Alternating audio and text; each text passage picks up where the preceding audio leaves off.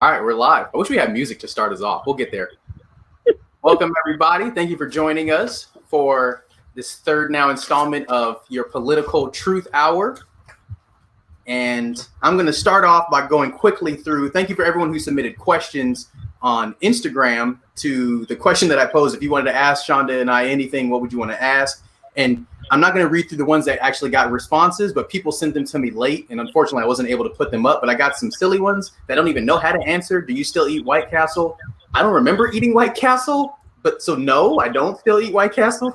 You're a cool ass dude. That wasn't a question, but hey, I'll take the compliment. And I responded to the person. I was like, yeah, I don't think that's a popular opinion. Trump resignation. Again, it wasn't a question, but yeah, I'll be all for it if you wanted to do that. Do you believe that our government needs to be fully reformed? Yes. And I wish I had more time to expound on that, but of course it needs to be reformed. We've got a lot of issues, starting with the Electoral College, which somebody else asked. Why is boxing a ring and not a square? Or why is a boxing ring a square? And with that, I'm moving on. All right. So why you all really came here today? And if you have questions, let me put this up. If you have questions, as always, post the questions in the comments or push your questions or comments in the comments section on Facebook and YouTube if you're watching live. And hopefully we can get to it during the broadcast. Same with IG. I won't be able to do IG, but Shonda's going to take that. So if you have questions, post them on IG. Or if you're on YouTube and Facebook, post them there. And thank you, everyone, for joining us. And we're starting off while you all came with the DNC. We had I'd say if you're a Democratic voter, I think you are pleased with the first night, but there were still some signs of potential trouble coming, and I'll let Shonda talk about some of those on her view. Wow. Oh, so you just want to put it on me to start. No, Cliff, you go ahead. You start this off because you seem to leave me hanging. So I'm going to start with Eva Longoria was last night's host, and I thought she was excellent. And I don't need to go further into this because I was fortunate to see a couple of tweets where people were supporting her and acknowledging all of the activism that she's been a part of. I don't understand why people were hating. Like, I thought she was relatable. She spoke passionately about the topics that we most care about. She introduced everyone and stayed on message. Like, she's technically not a politician, right, by trade. She's an entertainer, but she was able to, I think, offer the message of not just like Democrats, but this specific, like the Biden-Harris ticket, like it was consistent. And she talked about building back and building back better. And I'm thinking, who would be a better messenger right now at this time to have a Latina woman who is popular, who can speak to these issues, who's fought for these issues? It's like, to me, she was a perfect day one host, and I didn't understand the hate that she was getting, but I'm glad people have come to support her. And to add to that, I think it was a really great choice to have her, and they're going to have two other women of color the next two nights moderating the conversation at the DNC. Tonight they have Tracy Ellis Ross. Tomorrow they have Kerry Washington. I think the Democrats, that was one of the smartest moves they can have. And then on Friday, they will have Julia Dreyfus, I believe is how you pronounce her name, from the show Veep. Yeah. So for them to place women moderators hosting the convention for the next 3 nights or for a total of 4 nights, I think that was a very wise decision. And like Cliff said, it was interesting to see a lot of people asking questions in terms of why are they using celebrities? Like, who is she? You know, why should we have her, a non-politician, hosting the conversations? But the thing is that she's been an advocate for a long time. This isn't the first time we've seen her speak during an election cycle. She's done a lot of work for the Latino community in Hollywood. She's done a lot around Time's Up for sexual assault, harassment, for farm workers. And so I think that we need to give her more credit, and also being somebody that is a Latina and who's always helping us, helping her community have representation and for their stories to be told, that says something, and that she's been at the forefront asking other people within the Latino community to get involved. And one of the things that I did see, so I'll go into this, that is a bit disappointing. Well, that's a bit disappointing is the lack of Latino representation and Asian representation at the DNC this year in terms of the speakers on camera. So we've known for a long time that we were not having a traditional convention. Yeah. And so to see them not pull in the right artists, if you're going to use artists or influencers, make sure it's speaking to a large audience, because all we've been hearing is how the Democratic Party is open to everyone and we're inviting, but then you don't show that in your representation of your speakers or like music artists. So Quiz and I, we took a nice look at the itinerary for tonight. It is very boring. And I'm not sure how many people, I mean, unless you've really been invested in politics, okay, you know who Sally Yates is. But if you are someone who hasn't been involved and you're really looking to stay engaged this election cycle and beyond, you don't want to hear from Secretary John Kerry, who also ran for president. I'm not knocking him, but here's a moment that you have a larger audience watching the convention than ever before, because everyone is at home. Everyone is just, they're paying attention. And so I just want to make that note, and I'll pass it on to Cliff. Yeah, I'm glad you talked to, I wasn't even thinking about that part of it, but people forget we had, like, besides Cortez Masto, who's the first ever Latino to serve in the Senate, besides her speaking last night, there was no other Latinx representation in the whole like dossier. And it's like, well, what are we doing here, right? They're allegedly the Big Tent Party. They always call themselves the Big Tent Party. It's like Julian Castro ran for president. You actually had a Latino man run for president. Why does he not have a speaking slot on any of these 4 days? It makes no sense to me. He's one of the most influential voices that the party has. And essentially, he's been like wiped out of the memory of the party, and it makes no sense to me. Like, we're gonna later on in a few weeks, we're gonna talk about like what our ideal cabinet would be, assuming Biden and Harris can pull it off in November. But I would imagine like Castro would have some role in the cabinet, considering he already has that experience. Right. Beyond that, one thing I loved about last night, starting off the convention, talking about Big Tent Party. John Kasich, and I hope, like, if anybody watching IG, YouTube, Facebook, I hope, like, if you weren't able to watch last night, go back and listen to John Kasich's speech. This is a lifelong Republican who was a popular 2-term governor of the state of Ohio. So we're talking about a swing state, a 2-term popular governor who was a finalist in the most recent presidential election to win his party's nomination to serve as president.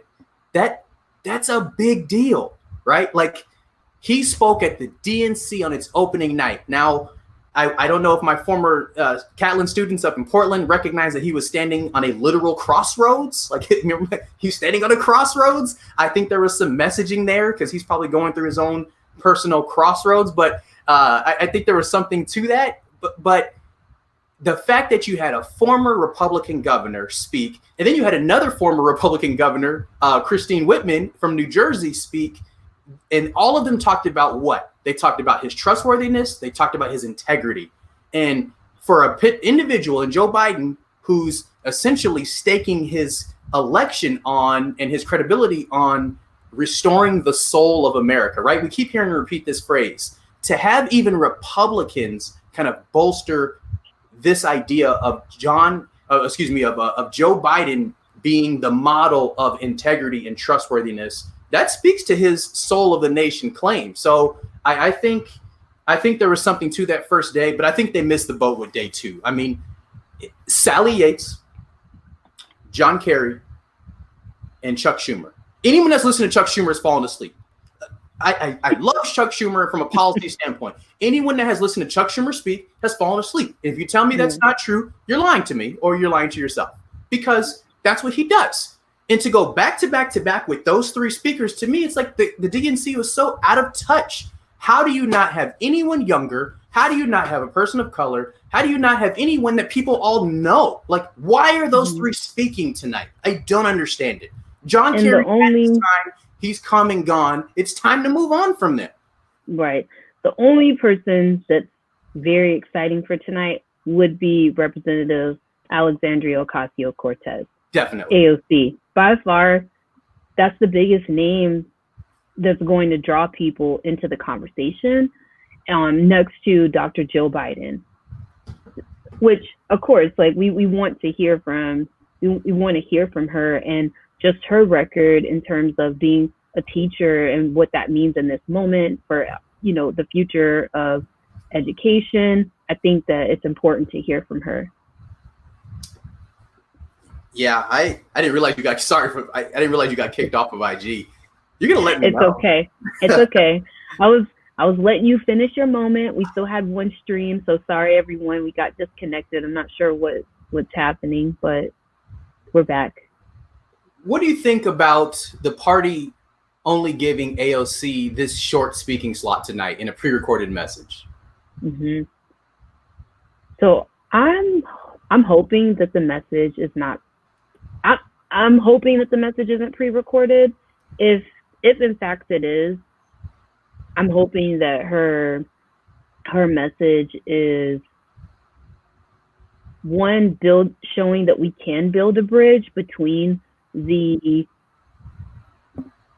our differences, like within the Democratic Party, which also goes to another topic. I mean, it's similar to this, but in terms of lack of representation. So what the DNC decided to do for tonight, as Cliff and I were saying, that the biggest names, at least that are shown on the website for the schedule, they don't list the other 17 supposed members that are the future of the Democratic Party, which I think, again, why would you not list them? But you're running press and you have articles out here discussing like the future leaders of the Democratic Party. And ads, right? They're running ads with these people. They're doing ads and they're discussing it on the news cycle, but yet you don't have them listed on your website, the agenda. I don't understand that. So I think it is interesting that she has at least probably a 3 to 5 minute window to help unite the party, because again, she has been one of the fiercest freshman members in Congress. And even though there might be differences, I do think that it's worth saying that they extended her the opportunity to speak to voters outside of her own constituency. It's not that enough. She doesn't represent. It's not enough. No, it's not enough. But I'm just saying that I'm excited. I'm tuning in mainly to hear from her. I think it's not enough. If we think back, the only reason that we knew Barack Obama's name in 2007 when he ran for president, or prior to that, when he ran for Senate, was why? Because it was 2004. Yeah, because in 2004, what happened? He had a huge speaking opportunity at the DNC Convention. He had the keynote address in 1988. What happened? We had the keynote address given by Bill Clinton. You give the keynote address, and he was a young governor, right? Arkansas. He was a young governor. People didn't really know him across the country. When you get to make the keynote address at a convention, you usually give that slot to a young elected official, whether it's in the state side or federal, because you're trying to groom the youth of your party to take over. You need new standard bearers. This mishmash of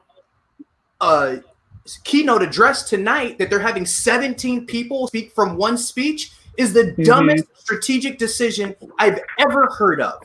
They should have one person. I don't care if it's AOC. I don't care if it's Governor Gavin Newsom, because he's technically a young, popular elected official. It's Democratic. You could have Mayor Keisha Lance Bottoms. They could have had I could think of 36 people that they could have had do this, as opposed to just one. They could have given it to former mayor of in I almost said Notre Dame in Indiana. They ran for president. Buttigieg. He could give it to Buttigieg. There's so many people, and it's frustrating because to support a party, right? To volunteer for a party, to phone bake for a party, to have put in so much time and effort to support a party that seems to time and again just do things that shoot itself in the foot. And to me, this is going to be a decision that haunts them, because 4 years from now, there's going to be a new nominee.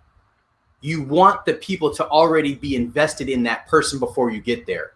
But unless it's Kamala, we're not going to know who the person is that's supposed to represent the Democratic Party. And it's inexcusable. To me, they missed the boat here. Which is what happened in 2016. What'd you say? No, I was just saying, which is what happened in 2016, right? Because everyone put so much into, everyone was excited, during the Obama era. And then after that, it was, okay, who do we look to? In 2016, Cory Booker gave a brilliant speech. And I thought I honestly thought that was going to make him the nominee back then for coming around this time, but that's okay.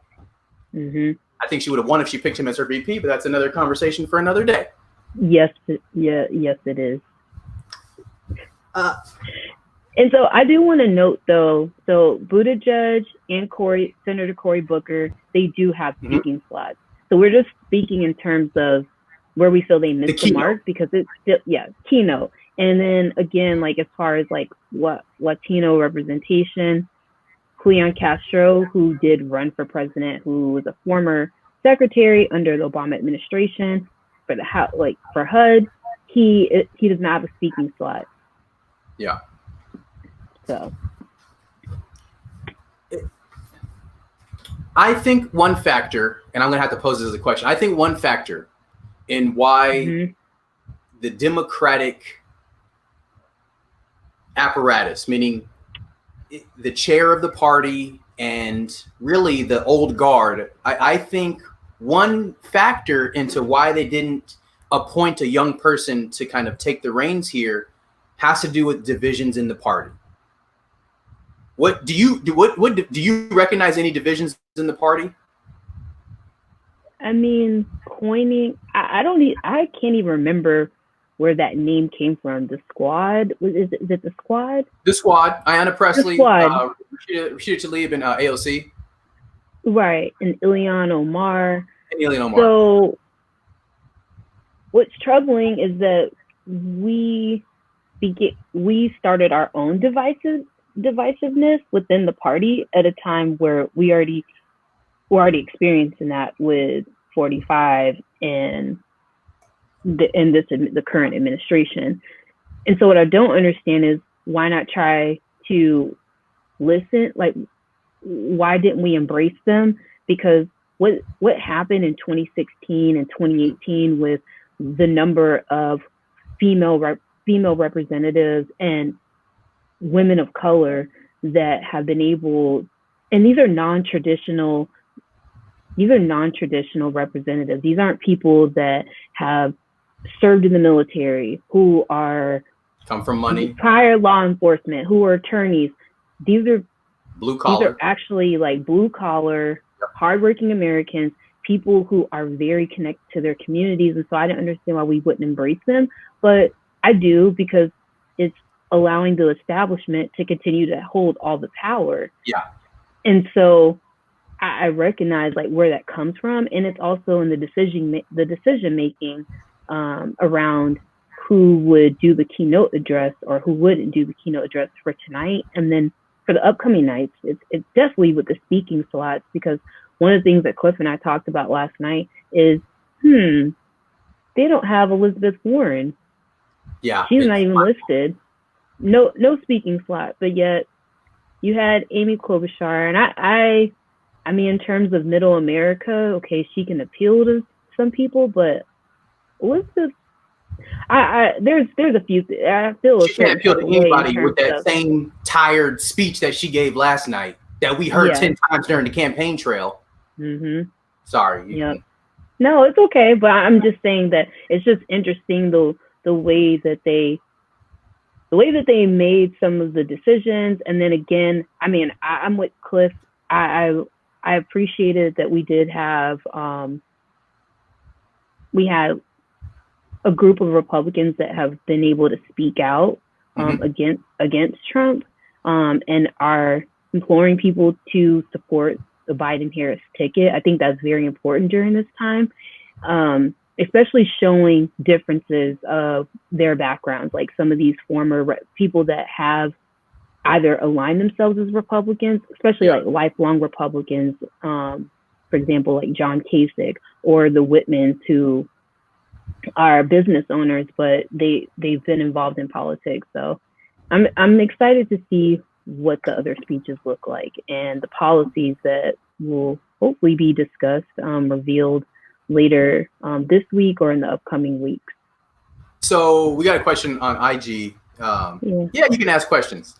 IB asked, what do we make of all this? And I think, like to Shauna's point, I think what we make of it is they're not embracing not just the squad, but really, and to me, they're alienating young voters. So if you're probably younger, right, constituency, they're alienating young voters by not embracing the young members of the party. And the reason they're not doing it is because, unfortunately, and this is kind of what you and I got into last night, the old guard is not ready to move the party in a direction that the party is, I think, prepared to go. So you even had kind of mixed messaging last night. You probably heard this already on with some of the punditry, but you have someone like John Kasich, who's a lifelong Republican. He's not switching parties, but for this purposes of this election, he thinks that Biden is the best selection. I happen to agree with him. But he says, don't be worried about voting for Biden because he's not going to move the party too far left. And then minutes later, you have Bernie Sanders saying, the party is the views that I considered that I espouse were considered radical just 4 years ago, and now they're mainstream. And I tend to agree with Bernie Sanders. I think a lot of those views are now mainstream. So the party is going to need, of necessity, to embrace these ideals, or they're going to lose the 18, 19, 20, 21-year-old vote. These kids are entering college, right? And their concerns, it's like people, like you got grandparents, like, when you give me grandbabies, I got these student loans. You didn't have these student loans, right? Your college costs $2,000. My college costs $2,000 for $5. So it's a little different conversation. So I guess to answer the question, like, what do we make of all this? I think we make of it is the party has not embraced these young people, because not just because they want to retain power, but because they don't assume that the party's ready to move further left. And what's going to happen is the folks like the ones in the squad are going to branch off and create their own party, or they're going to continue to lose elections, because in 2016, too many people stayed home. And this is what Michelle Obama talked about. We're going to get there. Too many people stayed home. And I just looked at the time, and I guess we do got to get to Michelle because we still got two other topics. I think there's one more question. Pro or anti Joe Biden? Well, I'm going to get to it with Michelle Obama, but yeah, short answer is definitely pro, because I'm not pro Trump, and I think if you vote for anyone other than Biden, you're voting for Trump. So that's my view on that. Do you see that differently? A vote for anyone other than Biden is a vote for Trump? No, I don't. Okay. And to anybody that's thinking about writing in someone else, it's the same thing. Like, that is a vote for Trump. It's supporting Trump. I'm gonna let you cook, because you were just as excited and on the edge of your seat last night as I was. I got my frozen grapes, and I had some sleepy time tea because I was ready to go to sleep right after this. I had my frozen grapes, and I was just watching, like, man, eating it like it was popcorn, but I could not believe it. I'm gonna let you cook. But what did you think of former First Lady Michelle Obama's speech? So I've been listening to Michelle Obama's podcast series for the last few weeks. So I didn't expect anything different, but it was the way in which she carried it out through, I think the speech was overall about 18 minutes. Like, to carry that energy, I mean, I got to a point where I was telling Cliff, I said, I don't know if I can make it, because after a while, listening to all the speeches, I was hanging on by a thread. I was so tired. But when she started to speak, I just felt like it hit every single emotion, how I'm feeling in this moment. I'm not someone that feels conflicted, so I just want to point that out. I will be voting for Joe Biden, but in terms of just feeling conflicted as a Black woman, and during this election, it just feels different. Leading up until the election, because of everything we've been dealing with in terms of the pandemic, the racial pandemic that people all of a sudden have woken up to. It's a lot to carry. And just in terms of the last 4 years.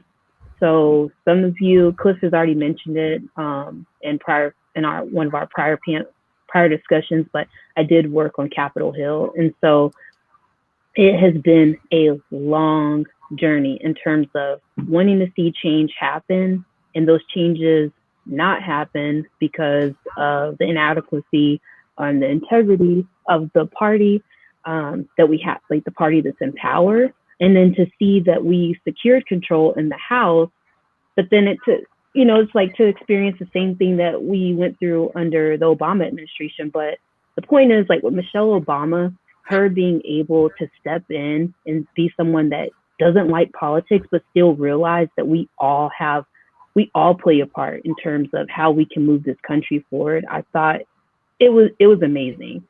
I mean, I think I don't know anybody that doesn't like Michelle Obama, and if they don't, that's another story. But I mean, she had just her words, for her to be able to go after the president, and she made it so plain. And I'm not sure if Barack Obama will go that far. I really hope that he does, because again, we're not playing under the same rules.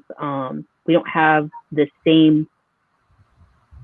I feel like the rule book was thrown out after 2016. And I know that her motto is when they go low, we go high, but we have to also use new tactics. And so what she did last night, it was unconventional, but I appreciated it. Yeah, I never seen anything like it in politics. It was incredibly effective because she looked right in the camera, and it's like she was talking to the hearts of anyone willing to listen. Mm-hmm. And she gave the single most scathing rebuke of a sitting president that I've ever heard, because of the messages that she tried to instill. Right? She talked about folks staying home in 2016. She talked about our kids. And I'm going to go through just a few of these things, because the best part of it was when she said, and we see the impact of not having a leader when it comes to a pandemic. It is what it is. When she threw his words, I said, it is what it is. I was like, man, you go. That man, please run for something one day. I know she's like anti-politics, but I mean, you can't fake your way through the presidency. Believe me, I know. Which she does know. She was in the White House for 8 years, right? And she was doing work while she was in the White House. Know, right? The consecutive months of job creation. There's a need for a person occupying the high office to be empathetic and value every life in the country. I thought she drove that point home in talking about there's too many communities that are left in the lurch. She said Breonna Taylor's name during her speech. I was like, oh, thank you. Continue to say her name. She said, if we see someone else struggling, we don't stand in judgment. We try to figure out how we can help. But then she starts talking about the kids. And to me, this is one part. It's like, kids are wondering if we've been lying to them about who we are as a country, right?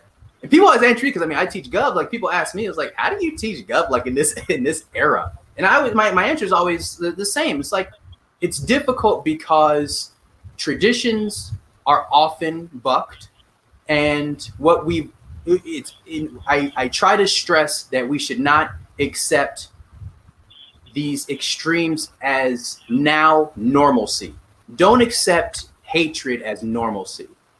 That's a whole nother, I won't go too far down that path. Children see us excuse white supremacy. We knew what she was referencing when he said there's good people on both sides, talking about Klansmen and neo-Nazis. We know what's going on in this country is just not right. Woo! When she said that, and there was like a pause afterwards. I mean, she hit to me on everything, and it was unbelievable. And you knew she meant it. And if you had listened to her podcast, and she talked about her own struggles with depression caused by some of these issues that have been exacerbated by a lack of leadership in the White House, it was amazing. And I don't know if anyone's going to give a speech like that the rest of the convention. They put her on night one, which is probably good, so she doesn't overshadow some of the later speakers. But my goodness, it was incredible. I haven't even brought myself to watch it again because I just know that my hands will be hurting from clapping while watching it. That's how good that was. Oh, we got comments. Let me take off this banner. So what, you read the comments? Let me take off this banner. So one person on Instagram, they're saying $10 saying Melania Trump will try and rip that speech from her. Oh, I saw a meme that said if you missed Michelle Obama's speech, just watch the RNC convention and you'll see Melania give it. That's funny. For those of you that don't get that reference, like she pilfered like large excerpts from like Michelle Obama speeches for her RNC speech back in 2016. It is what it is. Yeah. Thanks, Gavin. It is what it is. Share your love for Michelle Obama. She's brilliant and such a classy human being. I hope others are moved by her last night and will vote. Yeah, that's the key to all this. I hope you'll vote. And somebody comments on Instagram earlier saying they obviously don't support Trump, but they have a lot of problems with Joe Biden. And I think that's all of us. I don't disagree with this sentiment. I also am troubled by a lot of issues with Joe Biden. However, the alternative is definitely going to cost lives. It's going to continue to degrade our standing on the world stage. And kids are in cages, right? Kids are in cages. He's doing nothing about the sex trafficking. There's so many issues that this president has either made worse or just completely ignored. And that's, to me, why even if, and this is why, like, an electoral college is a conversation for another day. We could probably bring us some guests and talk about that. But even if you're in a blue state, Oregonians, talking to you mostly, even if you're in a blue state, you think, you know what, it's going to obviously go for Biden. I'm going to write in somebody else to prove a point, to send a message to the party. They need a mandate. It's not just about winning to me. To me, Hillary won by 3 million votes. We need Biden to win by 6 to 8 million votes, because that will send a message to the people that, he actually needs to pass this agenda, right? There's a specific agenda that needs to get passed. All right. That I will add one last thing. That's what I really appreciated, that she drove home how close the election was.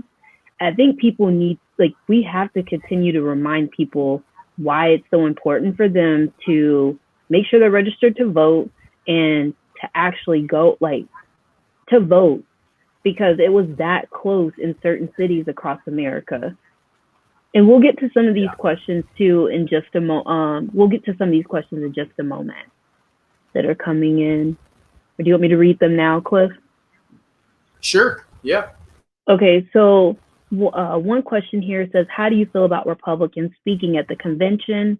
What does that mean or say for support to get Trump out the House? So what I would say is, I do think it's important, because you want people to understand that members are not there to be partisan. Well, they shouldn't be. You want to know that we can disagree on things, which is one of the ads that some of you might have seen earlier in the day that they've been running. It's a new ad they're going to show, I think, tonight during the convention with John McCain and with Senator John McCain and with Senator Joe Biden when he was serving in the Senate, just showing their relationship and that although they were on opposing sides, they still they still were able to have respect for one another, and that's something that we don't see now. Things have changed over the last 12, 14 years, the way Congress works. And so I do think it's important to show that although you might affiliate yourself with the party, that doesn't necessarily mean that you're saying it's all or nothing in terms of what you believe in, or that you can't agree with the policy that's being posed by someone else on the opposing side. And then, so I think that answers the question. Oh, so the other part, what does that mean or say for support to get Trump out of the House, out of the White House? So all it's showing is that now we're seeing a domino effect. So today we had Miles Turner, or last night, is that his name? Miles Turner, former White House staff member, who's been speaking out on media outlets. Yeah, so it's just showing that we're going to have other people come forward and just talk about the lack of integrity, lack of experience that the president has.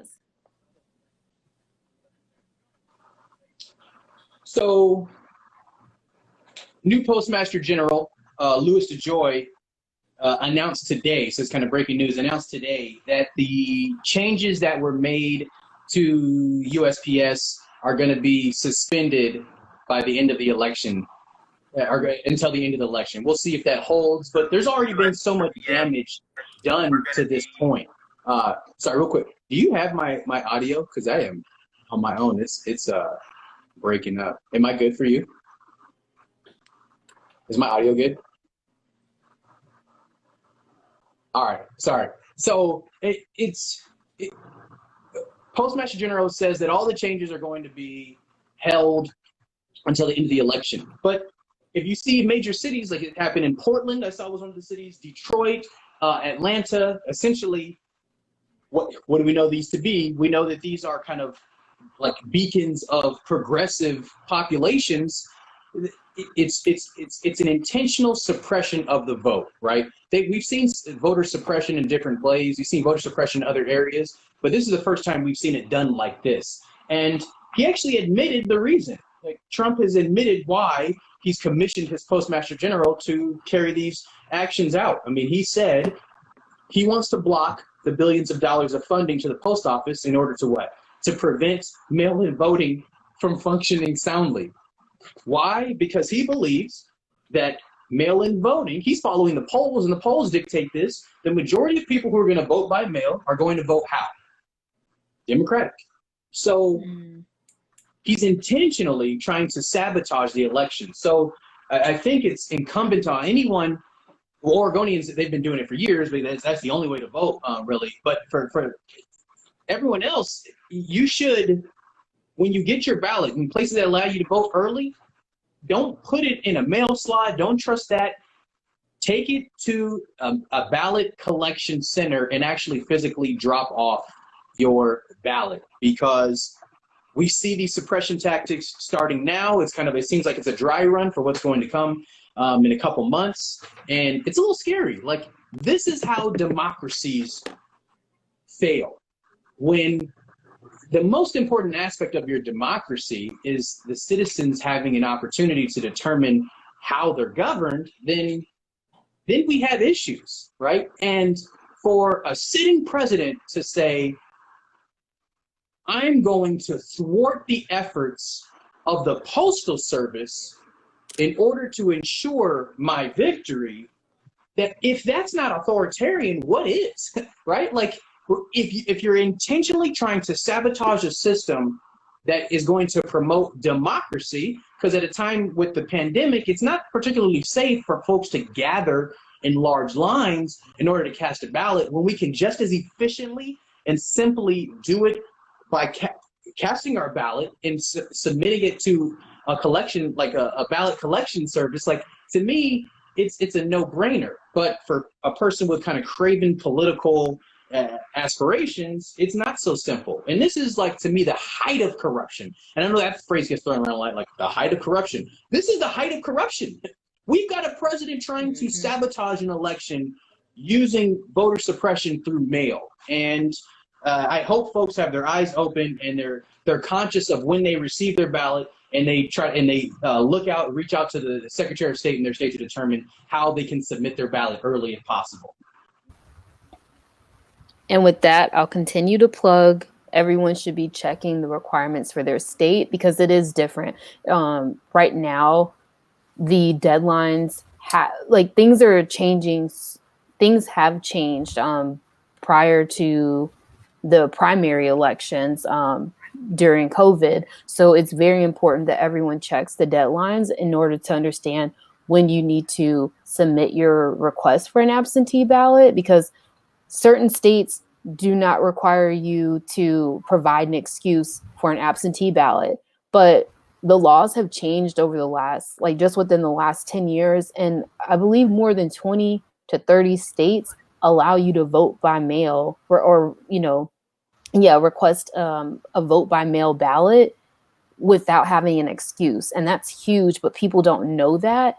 I know there's a lot of excitement to go to the actual polling location, but many of you like to wait until the last day. And then there's complaining in terms of, oh, the lines are too long. Well, this year you need to have a plan in place, because right now we have two major things happening. There's issues right now with the post office. If there will be funding, they've already removed the mailboxes, and we're unsure when they will actually take up this legislation. So it's very important to have a plan. I would not suggest waiting until mid-September, or I would not suggest waiting until mid-September to have a plan in place in terms of how you would like to vote. If you know that you're already out of state or you're not going to be around, just request your absentee ballot.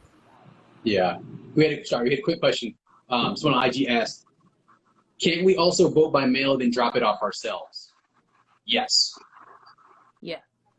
Yeah. We had a quick question. Someone on IG asked, can't we also vote by mail then drop it off? Yeah, you can. I'm glad I wrote this note down because I almost forgot, and I promised somebody who had submitted a question on IG. Political resources. So this was a great question that I got, and someone asked, what are some good political resources for folks who are trying to learn about politics? So I'm going to give you 3 podcasts. I don't receive any kickbacks from any of these organizations, and then a news source. So 3 podcasts.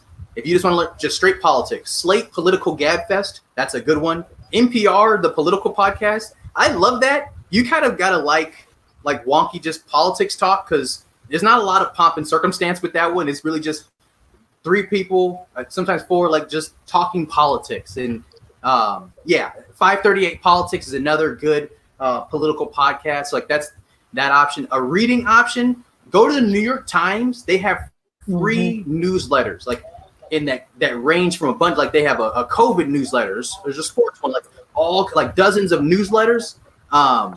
On Politics with Lisa Lair. That's what that newsletter is called. On Politics with Lisa Lair. So just go to the New York Times, go to newsletters, or just type into a search engine, New York Times newsletters, and you'll see the options. Choose. And I'll just add in terms of newsletters or places to read news. I would just say if you're trying to understand what's happening, reading Politico, reading the Washington Post, they also have a newsletter you can sign up for. It's called the Daily 202. In terms of bridging culture and politics, I listen to Pod Save America. So, and then the ones that Cliff mentioned as well. So I listen to All Things Considered, the politics section, music section is good as well. But NPR's website is really great as well in terms of breaking things down. And I would also say, if you're trying to understand some of the issues that we're talking about as far as the United States Postal Service, then you can go to Vox, which is V as in Victor, OX.com, and you can type in any issue, if it's a policy, something that's going on in the news right now, and they'll pretty much take you to the origin of where everything had started and leading up to the current moment. And they provide resources. So those are some great starting points, or if you're just trying to get into the middle of something, understanding, you should check those out. All right. So we got a question from Grace. Has been our most consistent commenter the first few weeks. High school should make checking and changing registration a part of the end of senior year. I can dig it. Yeah. Yes. I love it. I imagine the registration you're referring to voter registration, and that'd be yes. What we talk about civic engagement. I don't see why not. But I guess, can you force someone to register to vote? No. So this would probably be something that'd be implemented in private schools first. But I'm all for it, or at least introduce the option to register to vote and not make it mandatory if it's not a. I guess probably in private schools you can't force it either. But no, I love the sentiment. I think that's brilliant. All right. So we have an election coming up, talking about voting. And for those of you that lean Democratic, which I imagine if you're watching the two of us, that's probably what you do, there is a path to taking back control of the Senate. It's an uphill path, but it's possible. And a quick disclaimer, I'm in Los Angeles, and for those of you following like weather-related news, it is a heat wave. And the reason I'm like dabbing is because I had to turn off the AC so that it wouldn't overpower my voice. So it is hot in here. I've got just a fan going, so it's quieter, and I am ready to be with the cooler temperatures. So just so you don't think I was nervous talking about the DNC. This is heat related. All right, and back to what matters. Sleeve shirt. I had to wear blue. It's the DNC. Anyhow. Flipping the Senate. So there's a path, and there's of the 13 Democratic seats and 23 Republican. Most of the Republicans are going to retain their seats. It's just the nature of the beast. Like, although people said, look at Kentucky, there's a chance that McConnell could get upseated. McConnell's not losing his seat. Like, right? Like, I don't think the party should spend much money there. These are the contests that the Democrats need to win in order to even have a shot. And then we can talk about some other ones that could be hopeful. So Colorado. Don't win Colorado, don't think about flipping the Senate. Former two-term governor, he also ran for president of the Democratic Party, John Hickenlooper, who I thought was a dark horse to be a VP candidate considering his executive experience. He was the two-term mayor of Denver, very popular, two-term governor of Colorado. I mean, he's a cool cat. Look him up. I've advocated for him being on the ticket, and I think it might happen for him one day. He should uproot Cory Gardner, who's the incumbent Republican in Colorado. That's a race that if you have friends in Colorado, tell them to register if they're Democratic, or even if they're not, tell them to register and see if they'll vote for him, because that's a seat that has to win. Montana, former Governor Steve Bullock is running for the Senate, and he's another one. Even though you guys think Montana, it's a red state. Yes, but just like New Jersey is a blue state, but they often elect, and Massachusetts is a super blue state, and they often elect Republican governors, Montana's in the same boat. Bullock was a popular governor in his state, and being a Democrat in Montana is not easy. He's got a chance to beat Steve Daines, who's in his first term, and that's another race that I think the Democrats have to win. Like, there's a couple of these that are like toss-ups. I think you can lose some of these because they're close, like Alabama, Doug Jones. I think he's going to lose. I think he's a nice guy, but it's Alabama, and it was kind of a special circumstance of how he won the last time because he was going against a pedophile. So it's like, if you can't beat a pedophile, who the heck can you beat, right? Like, no offense, Doug Jones, but, I mean, let's be real. You're not going to be Alabama's next senator. But Montana, Steve Bullock's got to win that. Maine. So Susan Collins is in her fourth term. It's time for her to go. And if there was ever a time she was going to lose, now is that time. So if Susan Collins is able to retain her seat, again, it's going to be tough to think that you're flipping the Senate. Like, so Montana, Maine, Colorado, and then this is the last one I think have to win in order to even think about flipping. And then the other ones I think are battles. Arizona. Yeah. Now, one, Martha McSally is trash. I almost call her Martha McTrash, but she's trash. She's trash. And her opponent, Mark Kelly, an astronaut, husband of former Congresswoman Gabrielle Giffords. He has been on a national stage, like, just fighting, not just for folks who want gun regulations, but like, Mark Kelly is actually, I think, an intriguing candidate. And he's a lifelong Arizonan. Like, those are to me, those are the races. You might see it differently because you got Michigan with Gary Peters. You got Georgia's got 2 seats up because they got a special election situation going on. You got Iowa with Joni Ernst, who's getting a tough challenge. North Carolina with Tom Tillis. But to me, the ones the Democrats have to win: Arizona, Montana, Colorado, and Maine. If you want to flip the Senate, which of not those states, which one else do you think the Democrats have a chance of taking?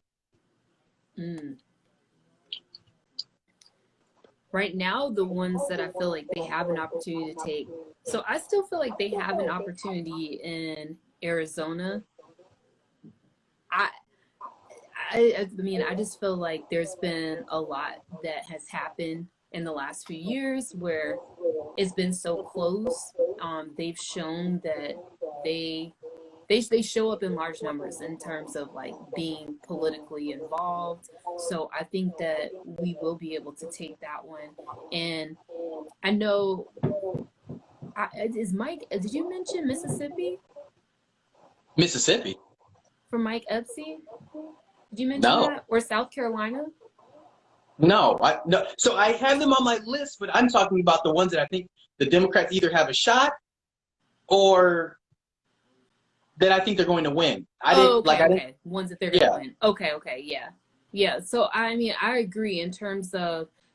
So I do think it would be interesting to see what happens in North Carolina, because they've been running. Before COVID, they were running tons of ads, and we're doing a lot of. And Obama won. Organizing. Obama won North Carolina both times. Yeah.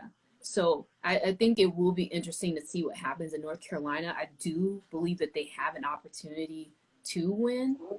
Yeah. So I'm gonna put my money on North Carolina. I'm worried as a Democratic voter that Gary Peters is going to lose his seat. I mean, you got to remember. So this is a place where either Biden or Kamala have to be very, very present. And I know it's difficult considering the pandemic, but Michigan before was just an easy Democratic stronghold. That's no longer the case. 2016 should be used, like we should reflect on 2016. To assume that a Dem is just going to carry Michigan, to me, is foolish. And I think Gary Peters, who's a Democratic incumbent, he's in for a fight. He's in for a fight, not the fight that like Kelly Loeffler in Georgia. Mm-hmm. Anyone that follows basketball, or if you tune into Alan Powell's sports show also typically on Tuesdays. But like we talked about this because the WNBA has been out front, right? They've been out front and very outspoken on social justice issues. They've been leading the charge. Typically, we see the WNBA players have some engage in some level of activism, and then the NBA will follow suit, right? Like they've been leading the charge. So much so, Kelly Loeffler, who is the current incumbent Republican senator in Georgia, who was filling a seat, right? So she's only got 2 more years to serve. If she wins, her player, the players on the team that she co-owns, wore shirts that said, vote, I forget the gentleman's name, vote for her opponent, essentially. So when you can't convince players in your own team that you're the best person for the job, like her denouncing Black Lives Matter made her very unpopular among voters of color. So Democrats are, if you're a Dem and you're looking at the Senate map, you should be uplifted by Georgia. You got 2 seats in Georgia. Imagine Georgia having 2 Democratic senators. Wow. I mean, that would there'd be books written. I mean, I didn't think it would happen in the next 2, 3, 4 election cycles. So that's a special one to watch. Iowa, I don't know. I don't know. Yeah, I'm not sure about that.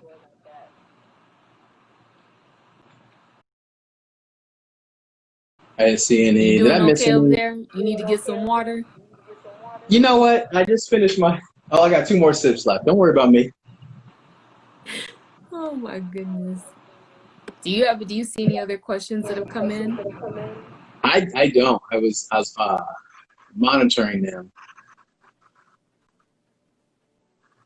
And we But did. I will say, so with us talking about the importance of flipping the Senate, so right now it's projected that the Democrats, they can keep a stronghold. They can keep control of the House.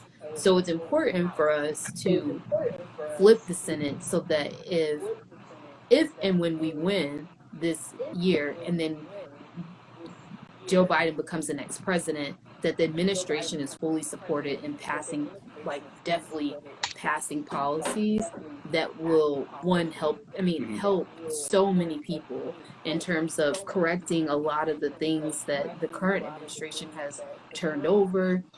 I mean, there's a lot of policies, things that have been harmed in terms of healthcare, in terms of immigration, education. So these are things that are really important in order to flip the Senate, where we would be able to come back in and have policies that are actually going to be put in place to where we can move the country forward and not have to wait 4 years, another 4 years or longer to see any changes.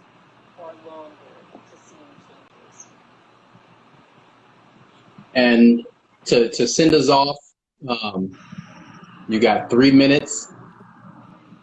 And we had a question also on IG asking about the Breathe Act. Yes. So, and I see someone in the chat actually has in defense of Black lives, which is also, they have that as their avatar picture. So if people are not familiar with the Breathe Act, I would suggest looking that up, because one of the things that we've been in conversation about over the last few weeks, Cliff had participated in a panel discussion series that I host on Wednesdays with one of my friends who's also here in the chat, Brittany. Thanks for tuning in. And so we've been having a discussion about some of the items that have been presented through the Breathe Act. One of them, it talks about divesting funds from the police departments and placing those in other areas that can be helpful to to your local communities. And so the discussion about defund the police has been something that people feel has been that has divided and it's become polarizing, and others have different opinions. But what Movement for Black Lives put together is a list of policies in terms of how they feel we can move our communities forward for the country in terms of dismantling these systems of racism. So when we talk about a better future of what that looks like, so that we're not consistently keeping people oppressed, like when in schools, it will look different in terms of having police in public schools and not always penalizing these kids to where they eventually get caught into a system before they even have an opportunity. It also talks, they make demands for reparations. They are then asking for us to have community I'm not going to use the word policing, but further support within our communities to where we're not having to be so reliant upon police.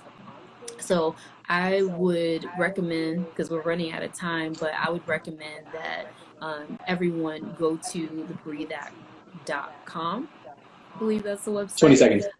And yes, so I would say check that out. You can also go to Movement for Black Lives, and they have information posted as well. And you should sign on. And that's it. Thank you, everyone, for tuning in.